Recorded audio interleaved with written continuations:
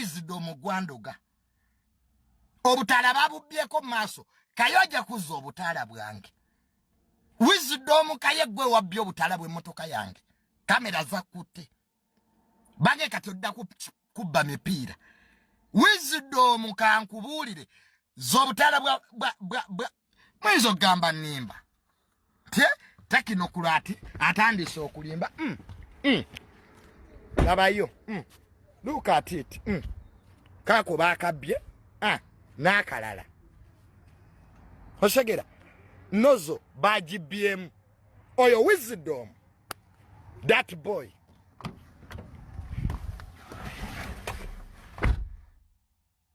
oyo Kaye gwe wabubye Kaye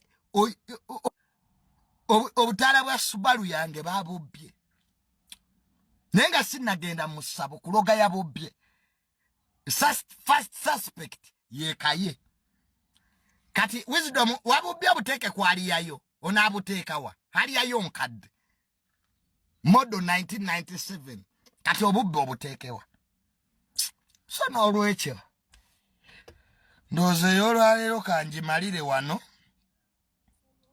emotoka yange bali bagitomedde nena wana akavubuka kenalabye buno obwa TikTok mbukagala nkawe publicity gwe kavubuka gwe sijja kuwa publicity sibanyo obo yagala kunkwana osibanya ke kanajibu osiba mu inbox yange siri musiya zinga gwe emotoka yange bagitomedde waduse bangunye ku TikTok okole live mbo junior yabadde akuba masimu nabadde nkubira bajjeno what if it was an ambush what if nabadde ngudde mu ambush nze junior buli we batobera asoka kubira bajjeno aizo kuba plan di attack on me kavubuka gwe nensonyiwa sibanje najibu size yakutwale Dubai ene motoka najikule mitwalo mukage jaddo ati kuliko setezo za nyoko kitawo tanguliranga ku motoka mujunior ina amalala kubalala nyongerako kaka nyenda gula Benz munzijako obunaku bwammwe nadamu ebivubuka mmwe biri ku TikTok wabadde tuyagala nkubire bajjeno emotoka yange bagitomera wamma nembaka abakulu bennakubira nembaka abanaye need security Kaye motoka yali entomedde nali sigitegeera era motoka omuvubuka baiza we yatomera namusonyiwa kakati ze sete zenina n'emyaka gyenimu sikyasiba bantu Katonda abakuyambye n'ofuna ku sete Subaru tetusiba abavuzi ba Subaru tebasiba abatomedde zino motoka za bbeeyi obutala spare mujja Dubai omuvubuka namugamba nga tannantomera gojja kutomera emmotoka yange teyawulira nena musonyiwa kati musibireki nze mu Uganda wogaggawala oyina amalala woba mwavu nga bakuseki mwagala tukoleki bwe nali tambulira ku bodaboda nga temwabiŋŋamba nze saa kumanyira muri mukubba butala nze yovulanga ngenda gende Kenya gye mbambeera nkoyo abanaku kati obutala bw'emmotoka yange Kaye wabadde obbako bwaki obutekewa ozitala mpoloda sanga kavubuka ke kanajibu nakala ku TikTok nga kamanyira gwe sinza akuddako zio sente zedina siza nyoko kitawo tapolanga yo wadde 10 saa kumanyira va ku motoka yange wayabazeko 100 million gwe mu dola musibanya suga mami yajingulira mpoma nawe beno motoka suga mami yajingulira kitegeeza mpoma womo sirike nze mbalala nkunkumuka saa kumanyira the downfall of NUP will be alien skin kasajja katono kanyomera mitala wa mugga Katonde yaleta alien skin yatuyamba alien skin yakuba olaba NUP teina weerabikira bannanga abaana ba alien skin mwetaaga ebirabo NUP nga muvumye bantu nga teri ayina buvumu kubaddamu buli omunga weba abaana ba NUP mbadde mwine ekintu ekyo blackmail kwali eni skin blackmail yagano okukola. Bobi Wine kino kikuyigirize bw'obanga ng'oli mukulembeze abantu ne bavuma abantu bakondeminge. Kakati ku ssaawa ya leero bakwefuulidde Bobi Wine, abaana bakuvuma.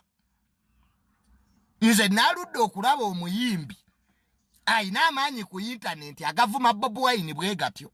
Naye sofa updates eziva mu lutalo wakati wa Bobi Wine n'Alien Skin yakyali waggulu.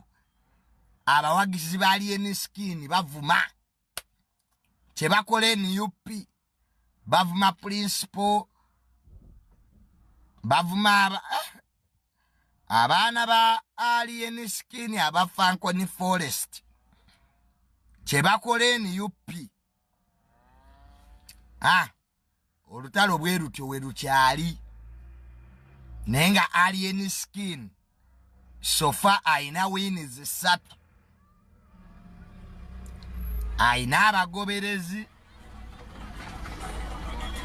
bangi ku TikTok okwo. Era bo balirwedde omusapootinga. Mbu baakowa NUP. Naye nga byebyo ke tulabe engeri gye lunaakoma olutalo olwo. Naye nalubagamba dda. Nalabula NUP naye ngigamba Alien Skin muyinza obutamusobola. Bulijjo NUP muvuma abantu, bulijjo muweebuula abantu wano.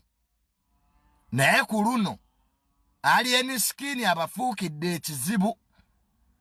Bw'oba olwanagana n'omuntu ng'omuntu alina kapasito okuddiza, ko abaana ba Alien Skin bavuma. NUP sinawe mbalaba kye bakola principal wabala bubi Bobi Wine. Ekizibu Bobi Wine omululu gwakusukka.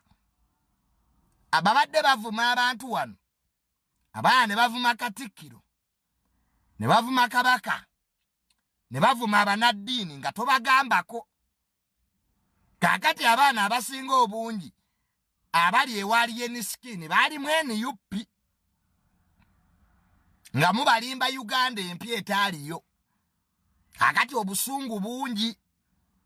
Bagenda okulaba ababaka be NUP muyina amayumba, bo tebayina. Bafuutu soja.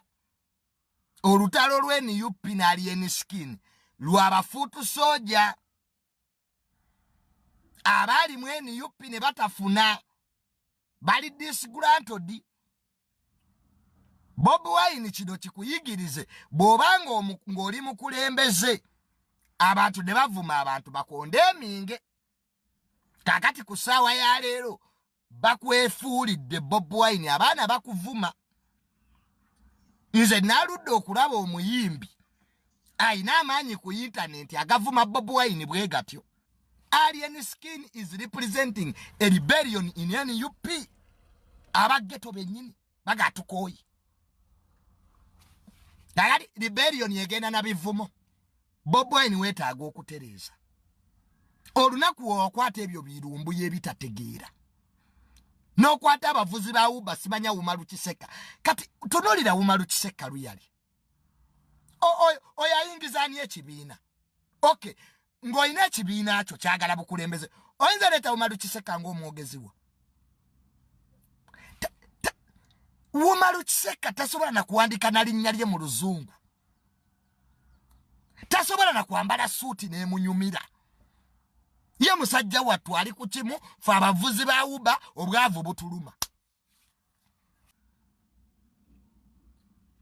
Nze nasooka kuwagira principal nga ndowooza Alien Skin tasobola principal, naye kyamazima ddala wano Alien Skin ayina abaana bavuma ate bakoowu.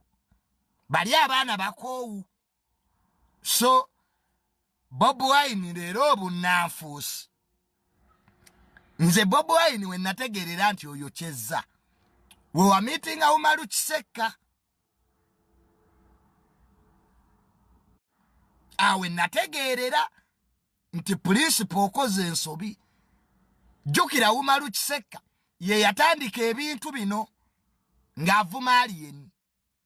Umaru Kiseke ekyamuvumisa alien nnugu. Omanyi osobola okuba mukwano gw'omuntu ne alien skin we yafuna erinnya ate teyakyuka. Kati bano ba Umaru Kiseke abalowooza nti alien skin ajabba wa ku ssente baawulira bubi, balowooza bamu owuninga. Alien alinga nze, talagirwa, tabuulirirwa, tayagala kumanya. Nabagamba NUP alien talina kyafiirwa. Mu lutalo luno prinsipo yafiirwa. Ku ssaawa y'olwaleero woba gwe Bobi Wine ng'olina omuyimbi asobola okukunga abantu bakuvume ng'abaana ba alien skin kye bakola, otyamu kwana abayimbi abalala bagenda kulabira okwo. Olaba lutalo ekintu kye yabakoze okubayimbamu oluyimba.